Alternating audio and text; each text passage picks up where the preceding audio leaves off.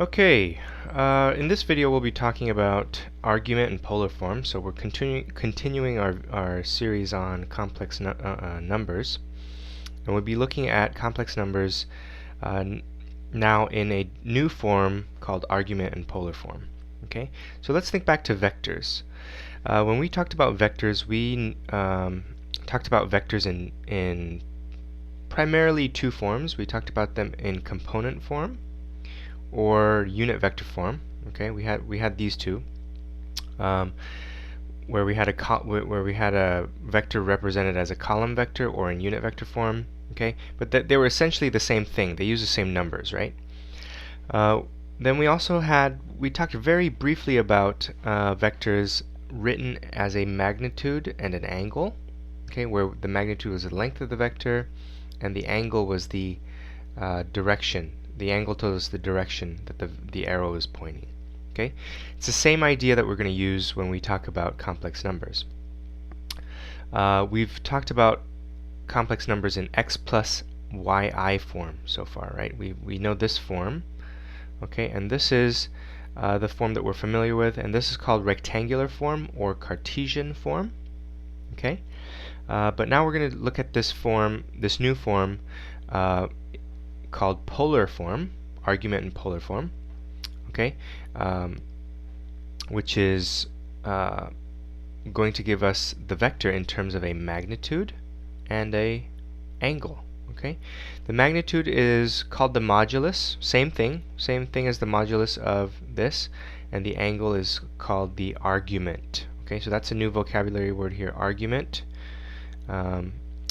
Sometimes it's called phase. In engineering it's called phase, but we'll just call it the argument for now. Okay, and this is the notation that we use. Okay, so here's a picture that describes what's happening. Okay, we have the vector and the angle here, and remember that this is all happening on the complex plane, real versus imaginary axes. Okay, so this is the notation that we're going to use. We say the angle, okay, in this picture, this angle is basically the argument of this complex number. If we call this, let's call this as z. Z is a plus bi. If I have this complex number z, the argument of that vector is theta. Okay, and we say arg parentheses z. Okay, now what you do have to know here is that we restrict the domain of this theta, this argument, okay, and we're only going to be using, we're always going to be putting our final answer in terms of theta being in between these two numbers, okay, between negative pi and pi, where negative pi is not included and pi is included. Okay, so we're basically going we're still starting our measurement from here, but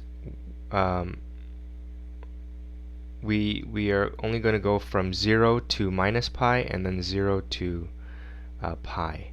Okay? Very, very important to keep in mind. This is a restricted domain. Okay?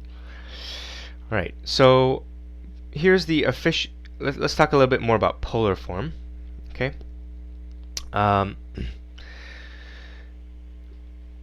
When we think about our unit circle, and we have, well, not a unit circle, but any circle with a radius of r, the coordinates of any point on that circle can be represented as r cos theta and r sine theta, right? We know this from trigonometry.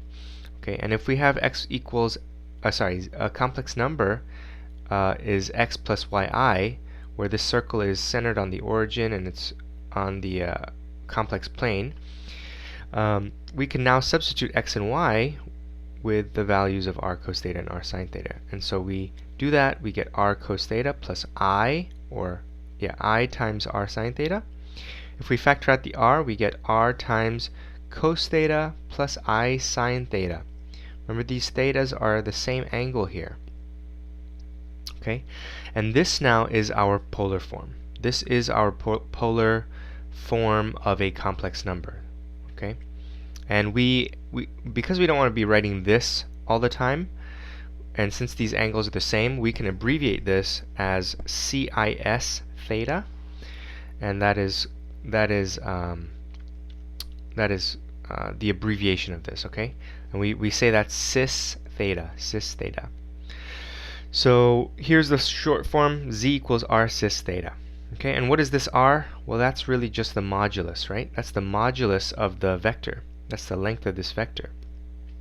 And so since r is the modulus of z, we now have our polar form. Z is the modulus of z. Sometimes this is replaced with r, okay? So you'll see these interchanged, and times cis theta. Okay. Now you can kind of ignore the cis here. It's well, don't ignore it, but the two vocabulary words that you're interested in when you're thinking of polar form should be modulus and the argument. Okay. The argument just refers to this theta here.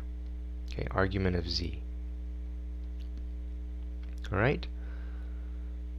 There, modulus is that part. Okay.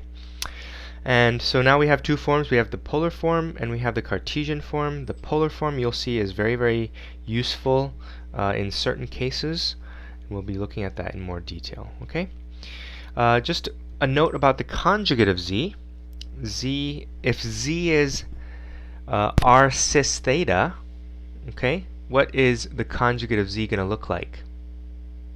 We know from the previous section that the conjugate is the reflection of the original vector across the x-axis, across the real axis. And remember now that the angle, this angle would be the same as this angle, right?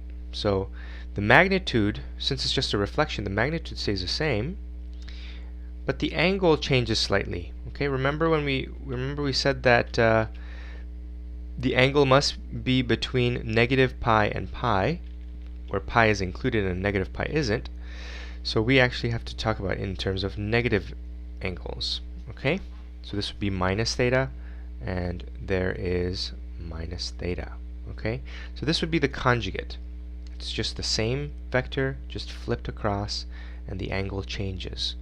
Okay, so when we talk about angles in quadrants 3 and 4, we will be using negative numbers. Okay, and in quadrants 1 and 2, we would be using positive numbers.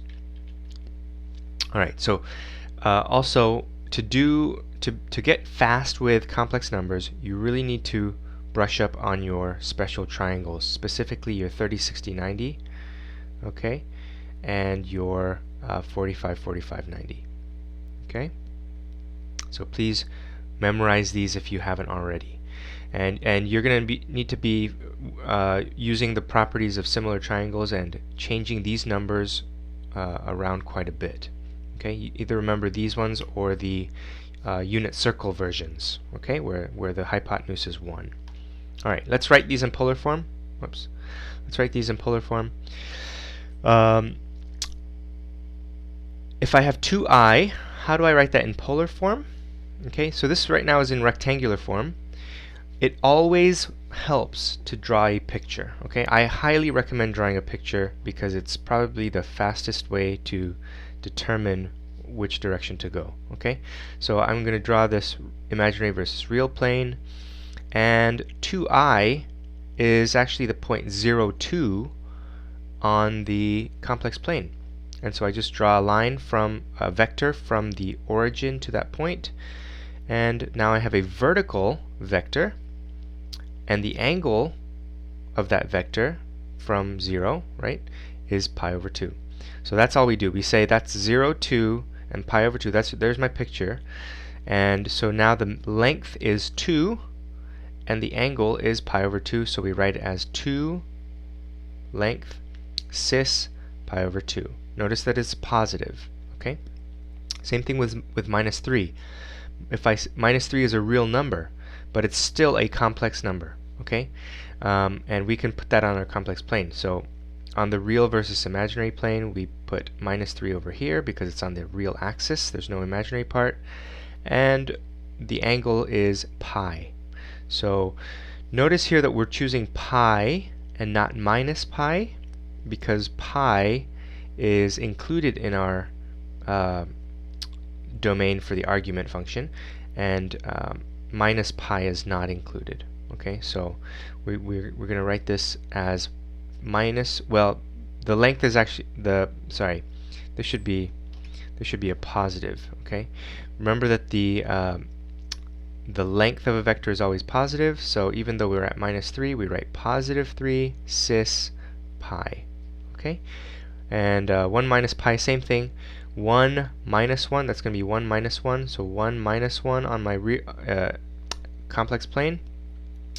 So that's 1 root 2. My angle now, because it's in quadrant 3, we're going to go negative, so that's minus pi over 4, not 7 pi over 4, because 7 pi over 4 is outside. If I went this way all the way around, that would be outside my range here. Okay, and so the length is root 2, so root 2 cis minus pi over 4. Okay, I like to do it this way. Your book actually does it a slightly different way, and they use the unit circle, I believe. Okay, maybe not for this one. Okay, they'll use the unit circle later. Okay, all right. One more last example for this, and then we'll stop this video and move on to the next one. Okay, convert root 3 cis 5 pi over 6 into Cartesian form. Okay, now this time we're given it in polar form. We want to get it into Cartesian form. So again, we're going to draw our picture and try to find the components. Remember that this is the length of the vector, so that's got to be my hypotenuse. Okay, and cis 5 pi over 6 will tell me where that hypotenuse is pointing. So 5 pi over 6 is actually this angle here. Okay, so it's in quadrant 2. My reference angle is pi over 6, so it's a 30, 60, 90 triangle, and the opposite side is going to be it's going to be the one corresponding to 30 degrees. Okay, now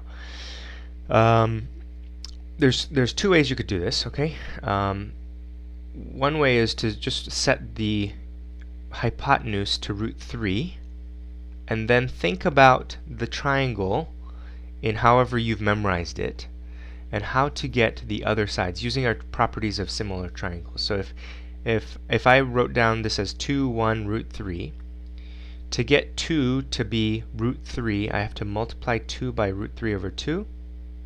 And so this also becomes 1 times root 3 over 2, and this time becomes root 3 times root 3 over 2. And so 1 times root 3 over 2 is root 3 over 2. Root 3 times root 3 over 2 is just 3 over 2, but it's negative because it's in the negative x direction. Okay, so that's one way you can do this. And so now you have your components. You have